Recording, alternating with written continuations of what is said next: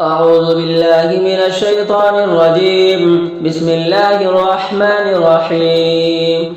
تبارك الذي بيده الملك وهو على كل شيء قدير، الذي خلق الموت والحياة ليبلوكم أيكم أحسن عملا، وهو العزيز الغفور، الذي خلق 7 سماوات طباقا، ما ترى في خلق الرحمن من تفاوت، فارجع البصر هل ترى من فطور، ثم ارجع البصر كرتين ينقلب إليك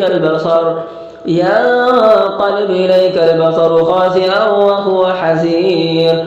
ولقد زينا السماء الدنيا بمصابيح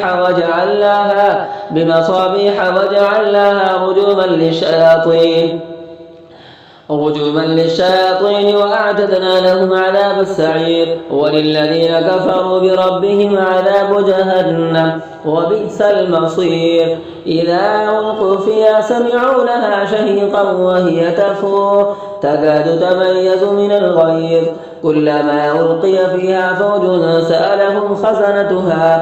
سألهم خزنتها ألم يأتكم نذير؟ قالوا بلى قد جاءنا نذير فكذبنا وقلنا ما نزل الله من شيء إن أنتم إلا في ضلال كبير.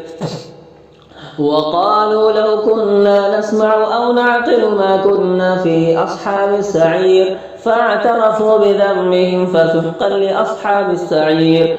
إن الذين يخشون ربهم بالغيب لهم مغفرة وأجر كبير. وأسروا قولكم أو اجهروا به إنه عليم بذات الصدور. ألا يعلم من خلق وهو اللطيف الخبير.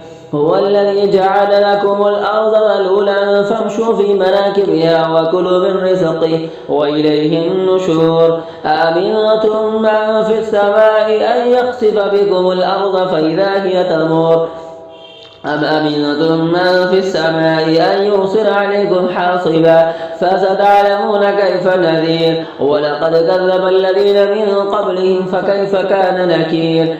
أولم يروا إلى الطير فوقهم صافات ويقبضن ما يمسكهن إلا الرحمن إنه بكل شيء بصير.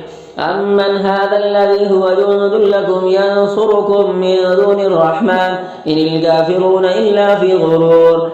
أمن هذا الذي يرزقكم إن أمسك رزقه بل لجوا في عتو ونفور. أفمن يمشي مكبا على وجهه أهدى أمن يمشي سويا على صراط مستقيم. قل هو الذي أنشأكم وجعل لكم السمع والأبصار والأفئدة قليلا ما تشكرون. قل هو الذي ذرأكم في الأرض وإليه تحشرون. ويقولون متى هذا الوعد إن كنتم صادقين. قل إنما العلم عند الله وإنما أنا نذير مبين.